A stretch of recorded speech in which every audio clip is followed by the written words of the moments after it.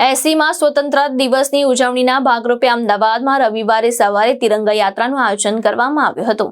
યોજાયેલી તિરંગા યાત્રા નિકોલના અર્બુદાનગરથી ખોડિયાર માતા મંદિર સુધીના માર્ગોથી નીકળી હતી। યાત્રામાં અમદાવાદ પૂર્વના સાંસદ હસમુખ પટેલ અને રાજ્યસભાના સાંસદ બાબુભાઈ દેસાઈ સહિત રાજકીય આગેવાન અને અન્ય મહાનુભાવો ઉપસ્થિત રહ્યા હતા। અમે શિસ્તબદ્ધ ઝેનઝી છીએ, અમે રાષ્ટ્રપ્રેમી ઝેનઝી છીએ અને અમે સુસંસ્કારી ઝેનઝી છીએ જેવા સંદેશ સાથે યુવાનોને દેશની સંસ્કૃતિ અને પરંપરાનું સન્માન જાળવી રાષ્ટ્ર ગૌરવ સાથે શિસ્ત અને જવાબદારીની ભાવના કેળવવા પ્રોત્સાહિત કરવામાં આવ્યા હતા।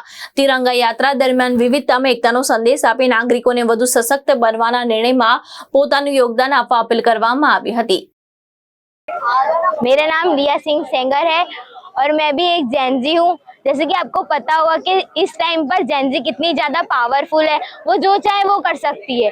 अगर जेनजी चाहे तो वो इंडिया के फ्यूचर को और ज़्यादा ब्राइट कर सकती है और उनका हर मूवमेंट इंडिया के ब्राइटर फ्यूचर के लिए बहुत ही ज़्यादा यूजफुल होगा।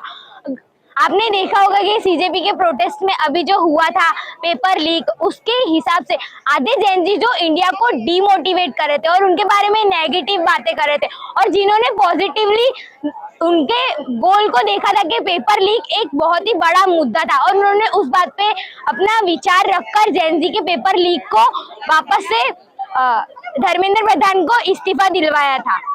सामाजिक कार्यक्रम વિષ્ણુભાઈ, આજે કે જેનજીને લઈને એક મોટો કાર્યક્રમ થવા જઈ રહ્યો છે, શું છે એની હકીકત? કાર્યક્રમ એ દેશને સમર્પિત જેનજી દ્વારા કરવામાં આવી રહ્યો છે, જેને આપણે નેશનલાઇઝ જેનજી કહીએ છીએ। જેનજી કહેવા માંગે છે કે વી આર વેલ મેનર્ડ, જેનજી કહેવા માંગે છે કે વી આર વેલ ડિસિપ્લિન્ડ। અમે ભારતીય કલ્ચરને સંસ્કૃતિને સમર્પિત છીએ।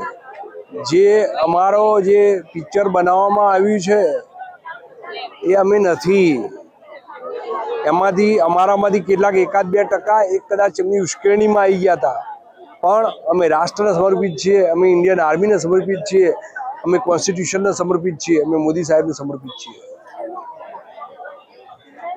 જંતર મંતરના જે પ્રોગ્રામ થઈ રહ્યો હતો જેનજીનો, એવું ના કહી શકાય, પણ હું એવું ચોક્કસ કહીશ કે જે એક નેગેટિવ મેસેજ ગયો હતો જેનજીનો, બરાબર છે, એ મેસેજને સત્ય પ્રદર્શિત કરવા માટે, સત્ય અને તથ્ય સાથે કે જેનજીએ કોરોના કાળ જોયો છે, પોલીસને કામ કરતી જોઈ છે, ઓપરેશન સિંદૂર જોયું છે, આર્મીને લડતા મરતા જોઈ છે, ત્યારે જેનજી એ એને સમર્પિત છે અને રહેશે। આ એક પ્યોર મેસેજ આપવા માટે આ કાર્યક્રમ કર્યો છે। એ આંદોલન ચોક્કસ ક્યાંક ને ક્યાંક રાજકારણ દ્વારા પ્રેરિત હતું, તો ક્યાંક ને ક્યાંક કોઈ વિદેશી સંસ્થાનો દ્વારા પ્રેરિત હતું। સર, આજે જેનજી અહીંયા કંઈક નવા રૂપમાં દેખાવા જઈ રહી છે, જે સપોર્ટ દ્વારા દેખાઈ રહી છે, શું કહેવા માંગો?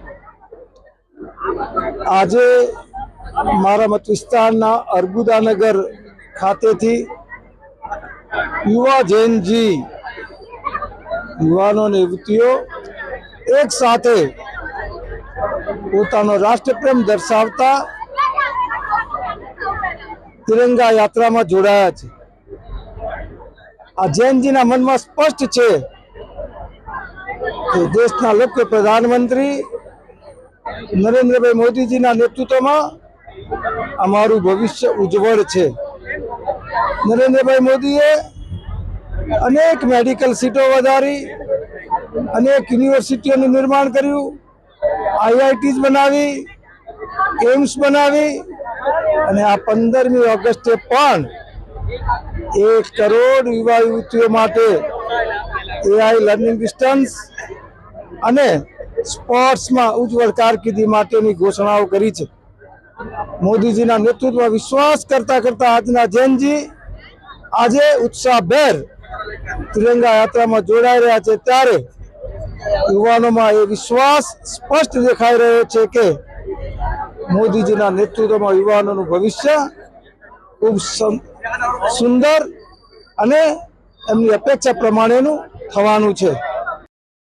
અશ્વિન લિંબાચિયા, દ્રષ્ટિકોણ ન્યૂઝ, અમદાવાદ।